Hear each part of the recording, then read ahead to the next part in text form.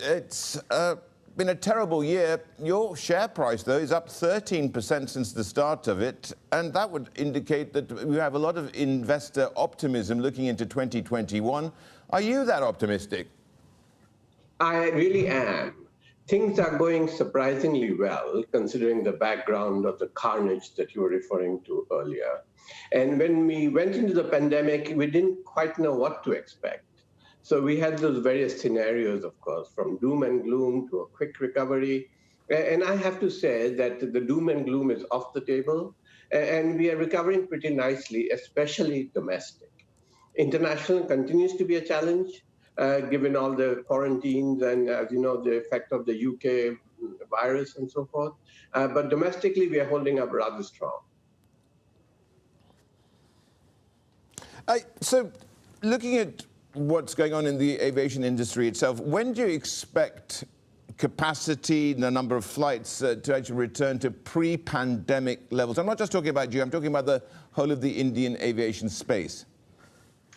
So right now, we are approaching 80%, and I'm talking domestic only. We are at 80% of pre-COVID capacity, and we're pretty confident by January, February, we'll be at 100% of pre-COVID capacity domestically. Internationally, unfortunately, we are only at 20% of pre-COVID capacity. And I would imagine that we'll see a longer delay in terms of international recovery. And right now we are pegging the end of next year. Now that's somewhat speculative, I agree. But given the way these bubble flights are opening up slowly and gradually, we are fairly confident by the end of next year we'll be at 100% capacity, both domestic and international. The other aspect to all this has to be the vaccine and the faith put into into the various vaccines here. Is it the panacea, and how would it work for an airline such as yourself in terms of the travel experience? We've talked about this at the IATA level, because domestically we really don't see an issue. As I said, with or without the vaccine, domestic capacity and traffic is recovering rather well. International, with different governments having different rules and regulations, it really is a challenge. And we've talked a lot about this IATA level. Should we have a COVID passport? You get a shot and you have a special passport. We need to have some standardized approach to all this. Because even if to the extent that countries have different regulations, customers are really confused. And we get these calls all the time. I'm going to London. What are the rules? When I come back, what are the rules? So that confusion is terrible for the industry, as you can imagine. So we are hoping for a more standardized approach, led either by IATA or by ICAO or both. Ronojoy, given your optimism, is there any reason at all to look at your headcount? And is there any reason at all for you to be raising more funds? Actually, no. We are not looking to raise more funds. Our cash flow right now, we have about 950 million in cash, free cash on our balance sheet. And over the next year, we are raising a total of another 900 million. And that's coming from sale-leaseback of assets we already own. We own some aircraft and we're leasing them out and raising and also getting some debt. So total, we have 900 plus 900, you could say. So our cash position is quite healthy. We are not looking at raising additional money at this point. And of course, the last thing we want to do is dilute our shareholders. On the headcount, we did have a 10-11% layoff. But as we are adding capacity, we are actually now looking at hiring people back slowly. Not immediately, but in the next 3 months or so, I would imagine we'll hire some people back. IndiGo may be quite comfortable, but not the case for some of your rivals. And there's been little assistance from the government, unlike other governments, including Singapore. What do you think the Indian government can do in terms of measures to help industry players? Well, we think the Indian government has enough challenges on its hands. If they're going to divert government resources, we firmly believe it should go into healthcare, it should go into education. There are enough places where government resources are desperately needed. As far as the airline industry itself is concerned, we've had long-standing issues with the level of taxation, and that has nothing to do with COVID. Taxes on aviation in India are the highest in the world. And we have been imploring the government for the last 5 years of rationalizing the tax regime. And that's where I believe the government should provide some assistance just to rationalize the tax base. But in terms of bailout dollars, we are not a strong proponent of that. Ronojoy, take us through your plans for routes. I mean, there were plans earlier to fly to Europe. What's the status of that? And is it fair to assume that the less profitable flights or routes will be scrapped totally? Well, we are very, very bullish on international growth. Before we went into COVID, our scenario was that 25% of our capacity was international, and international margins were higher than domestic margins. So we are anxious to go into international. And international, I believe, provides a lot of opportunity for growth.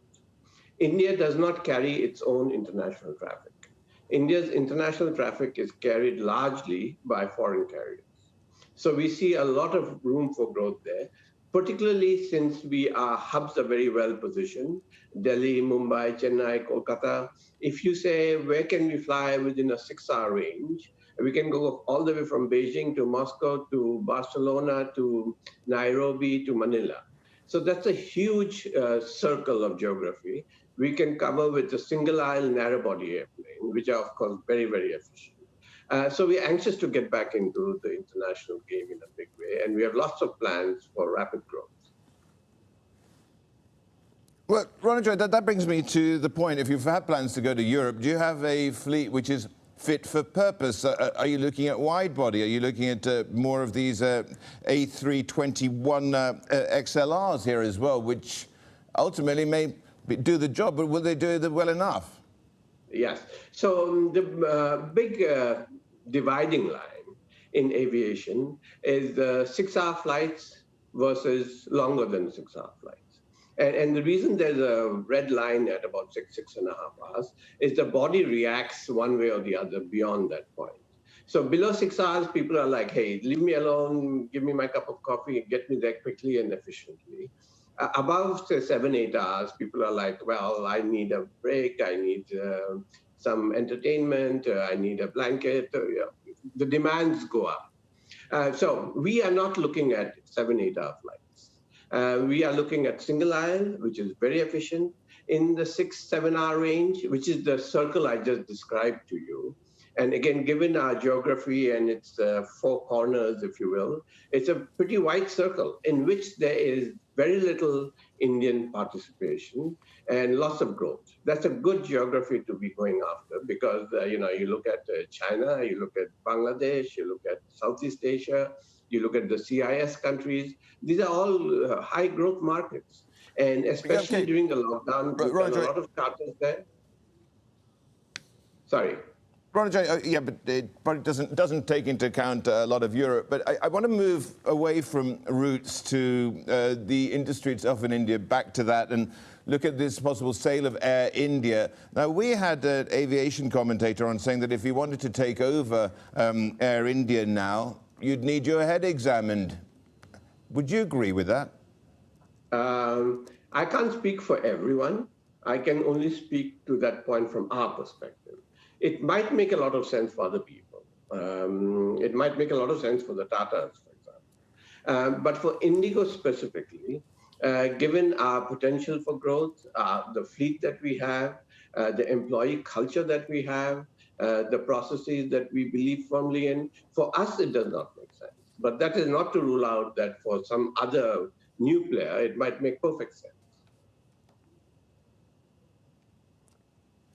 Ronojoy, where do you stand in terms of your engine orders for the next batch of the A320 neo jets? So for the new order of airplanes, starting in 2024, we have not ordered the engines yet. So we are in early stages of discussion with the engine manufacturers. But we have time. As I said, they don't come to 24. So we started the early discussions. wondering, given all the uncertainty in the aviation sector, are you looking at consolidation perhaps in 2021? We are looking at internal growth. We've looked at all kinds of different strategies. What happens if the market grows rapidly? What happens if the market slows down? What happens if new players come in? And the answer always is the following: reduce your costs and grow as rapidly as you can. So we are very invested in this strategy. We are executing well against that strategy, and we're sticking to that strategy. Absolutely, and it's a single aisle strategy pretty much here, and it's a huge order you've got with Airbus. If you got, are you confident you can make the payments? Can you finance it fully? Of course we can. And when you say it's a huge order, please look at the market potential. Only 5% of Indians are familiar with air traffic. Only 5%. And clearly that number is going to grow, and probably grow rapidly as we go into this 6-7% growth a year. There'll be a big bulge in the middle income group. And imagine if that 5% goes to 15%, which it should logically. So with that, there's tremendous growth. So the question is, have we ordered too many airplanes? No. The more relevant question is, have we ordered too few? That's the one that we should worry about.